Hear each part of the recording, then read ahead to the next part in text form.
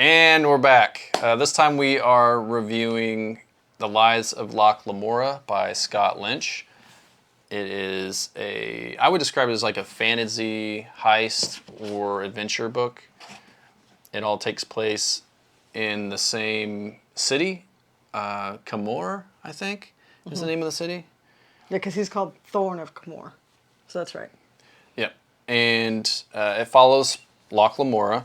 We first see him as an orphan, and he comes into the hands of the thief maker, and then quickly moves on to Father Chains. And Father Chains isn't all he appears to be. He is running something different beside the church. That's just a front. And so he meets the group, the Gentlemen Bastards, and they are Callo, Galdo, and later Jean and Bug. And we follow their adventures of being trained and running some scams, for lack of a better word. They sort of work for Kappa Barsavi, which is like the head honcho kind of guy. Yeah, of like the underworld and how the whole political system works and whatnot. Yeah. There is a conflict that brews and comes to a head between Barsavi and who is called the Grey King, and that plays out through the rest of the book until the end of this one. And then, of course, this is part of a series. There are 2 more books, and several more are planned.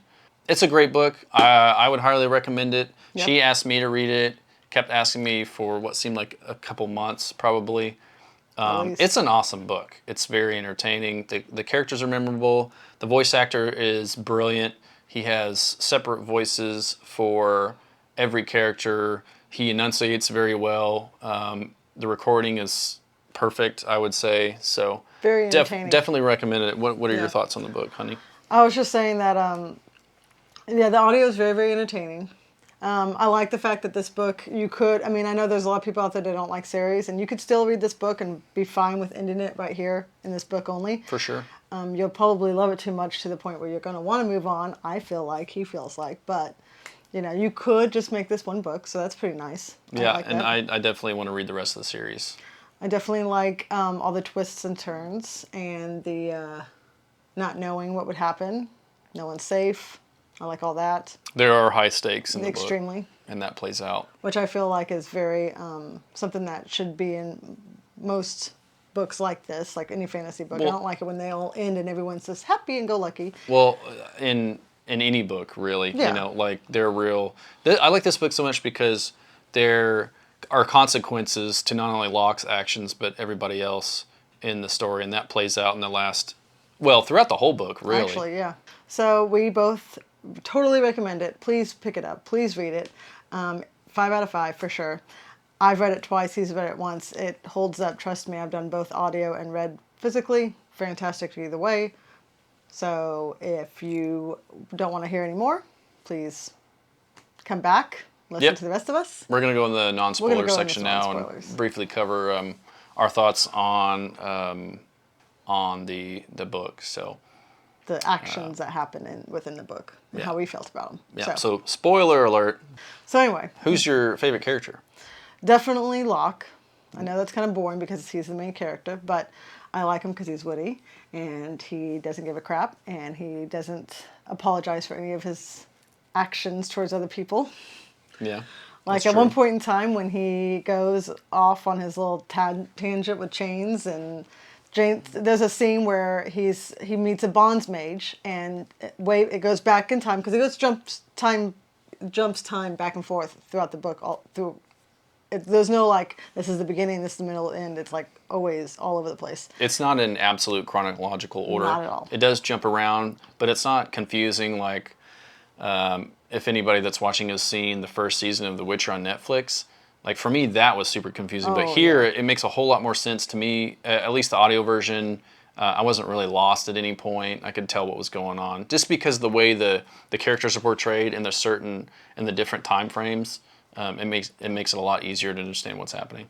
So anyway, he meets up with the bonds mage, and then jumps back to where he's talking to Chains, and Chains is warning him about the bonds mage and how very serious they are. They're a very big group, they're a guild. Yeah, and if you kill a bonds mage, they have their brotherhood or their guild has sworn to retaliate in overwhelming force, not just Extreme. retaliate against you for killing a bonds mage, but they'll kill like everybody you know, your friends, your family, your associates, your business partners. Yeah. So no one messes with them, even though they're not royalty or anything like that, because they are extremely powerful. And so changes to like mind your P's and Q's and be very, very pleasant and very, very respectful. Okay, got it? And then Locke meets up with this guy and he's got a bird and he's like, nice bird, asshole. And it's like, Yeah. it's like, Yeah, that's oh, funny. well, that didn't work out, did it? Yeah. That scene by itself, that's my favorite scene of the whole book, just because I think it's so funny.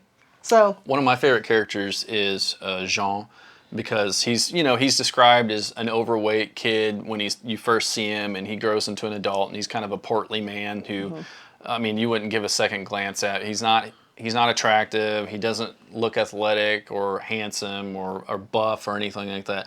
But he is hands down the best fighter they have in their group of the Gentleman Bastards, which of course includes the people we've already talked about. Yeah. Bug comes later. He's an apprentice, but Locke meets Calo and Galdo right off the bat once he joins Chains, and Chains obviously isn't blind. He's running a scam. he's kind of like a father figure. Oh, he's definitely a father figure, and he trains the boys on their various skill sets that they need to learn. And then there's also Sabbatha, who's a female, but she's not really in the book at all. She's mentioned, Her name's mentioned. but she doesn't come into a scene or anything like that. I liked Father Chains too because I felt like it was almost like a found family kind of a thing, and I really enjoy books like that are found families. Like they're not actual blood related, but they treat each other like they'll do anything for each other. I would say outside of Sabbatha, it's a brotherhood. Yeah. And you can tell Locke respects Chains because he doesn't disappoint him. No. I mean, he screws up in the very beginning, and Chains, sets him straight on what he expects and what will happen if he does or doesn't comply with what Chains sets down as their principles of the group of the Gentleman Bastards and whatnot. And of course, Chains owns the death mark on Locke, so he could have him killed or kill him himself at any point, and no one would bat an eye because legally or within this realm of Camor, it's totally okay if you have a death mark on someone else. So he basically owns Locke. And he tells him how he can get out of that death mark too, which is a pretty fascinating thing to see revealed before your eyes in the book. But it goes through their growing pains and what skill sets they learn, their little adventures, and then it goes more into detail about Kappa Barsavi and this conflict and how Locke is pulled in. What are your thoughts on that? I feel bad for Kappa Barsavi's daughter, for sure. Yeah, it wasn't clear to me if Barsavi had anything to do with the death of the Grey King's parents. Remember, because they're killed, and then the Grey King and his twin sisters, the twins who are his sisters, not to confuse anybody, flee Camor, and they come back later and they enact revenge. Surface level, superficially, it seems it's against Barsavi at first, and that's what the reader is supposed to think, but it's actually against everybody politically and anyone who has power in that place. Politically and royalty related are targets for him, and he seeks to he tries to assassinate all of them. And Locke, he's not a murderer, he's a thief, and he loves the thrill of the game. Yeah, but he's not a murderer. He doesn't want to kill anybody. And so, he warns them at the end and whatnot. I mean, if you've read the book, you know what we're talking about. But the ending was great. It definitely left me wanting to read more about Locke and the group. It's a great book of high adventure. What did you think of all the deaths? I thought that it made the book more realistic. I think more fiction could be like that. I'm like you. I don't like it when I read a book and everybody's as they were at the beginning of the book. Yeah. Or maybe like mentally they've grown up or something, but like at least in this book, I don't know about the following two, there are consequences to Locke's actions and the actions of the group at large. So it's very refreshing to see in a novel. Yeah, when Bug gets hit by the crossbow.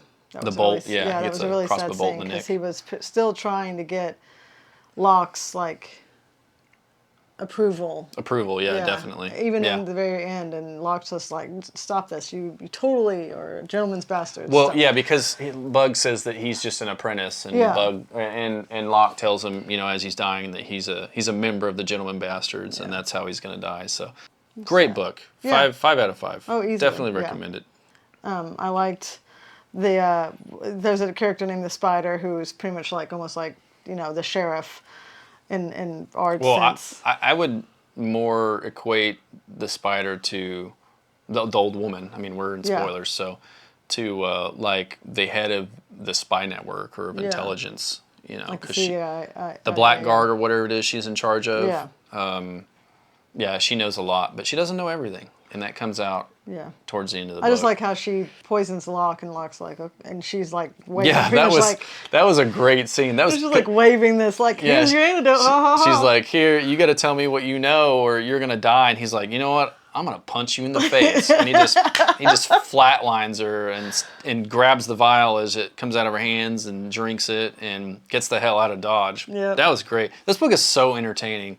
If you don't want to read it and you'd rather listen to the audiobook version, the audiobook version is amazing. And I'm not saying that as hyperbole. It's a very good listen. I listened to it, all of it, in probably a week or so.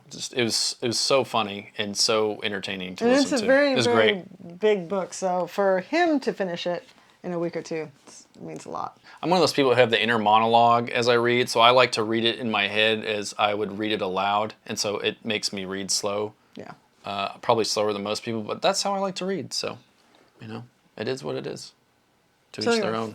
Yeah, great book. Love it. We loved it. If you've read it, read it again if you have time. It's totally worth it. I liked it a lot. I'll read it again for sure. I'll do my third time. I liked it. I think that's about all we got for The Lies of Locke Lamora, but we loved it. We hope you loved it. If you've read it, let us know what you think of the book down below in a comment, and subscribe, give us a like, you know, spread the word, spread the good word of the channel, and we'll see you in the next video. Bye.